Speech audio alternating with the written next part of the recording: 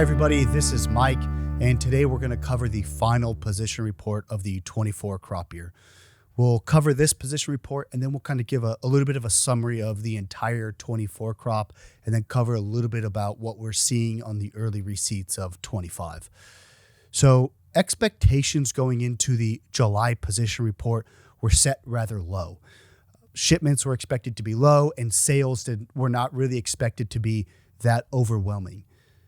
With the release of the report this morning, I think all expectations really have been negated and maybe even just blown out of the water. Shipments for the month were up about 10%. This was led by the export markets. They were up just over 16%. The domestic market kind of continues a rather sad story. They were down about 5.5% for the month.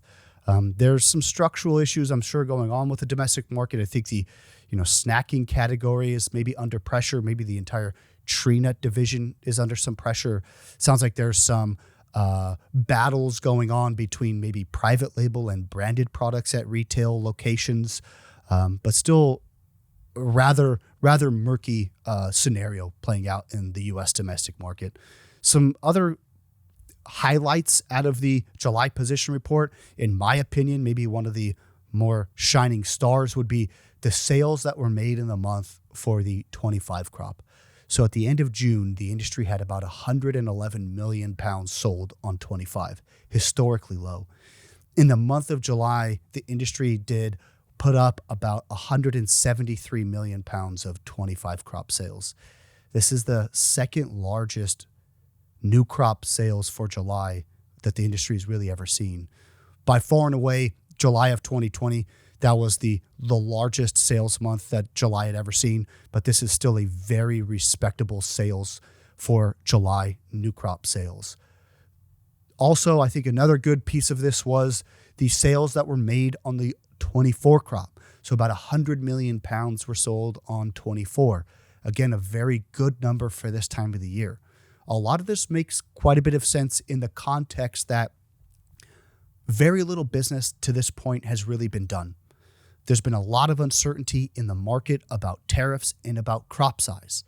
So in July, you at least got a little bit of additional clarity, whether it's right or it's wrong. You had the objective of 3 billion pounds. I think most people would agree that we all believe here in California the crop probably won't hit 3 billion, but we'll talk about that a little bit later. Additional points out of the July position report.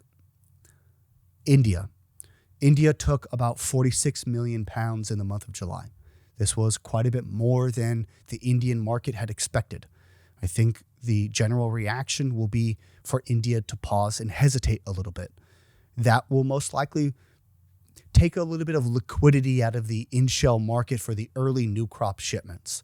So our perspective at this moment is your early new crop sales on in-shell will probably be a lot slower than last year. But another piece out of this position report, I think that is very positive, is that the Middle East really had a great season. And then in the month of July, they had a little bit lower than expected shipment number going into the Middle East. However, Ramadan is early. And so we expect the Middle East to be very active in the near future. So maybe a wrap up of the 24 crop summary or the 24 crop marketing season.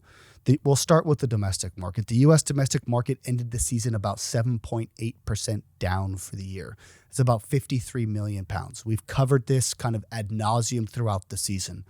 The export markets as a whole finished up about 0.5 point for the season.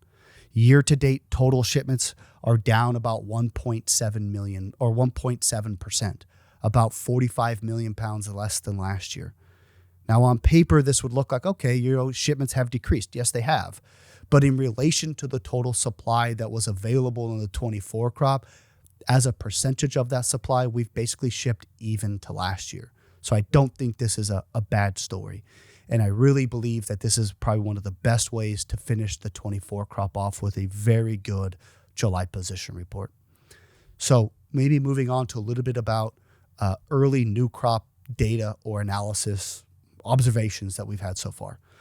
So we've received at the huller quite a bit more than we've ran through it at this point in time. However, fields that have been finished being received are down about 6% on field weight. These are your early receipts, so we expect that to change a little bit. But one of the things that we're noticing that may be a leading indicator to turnouts or meat pounds produced is hulls and the percentage of hulls made up of field weight versus last year. As of this point in time, and again, subject to change, but our nonpareil hulls are about 7 points higher than they were this time last year. We believe at some point that will affect turnouts. This week, however, really is a big week for the huller.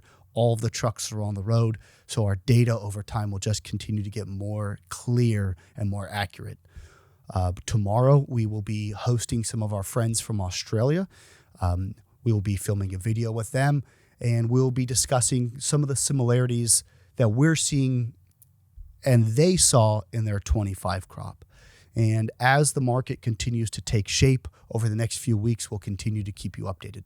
Thank you. This is Mike.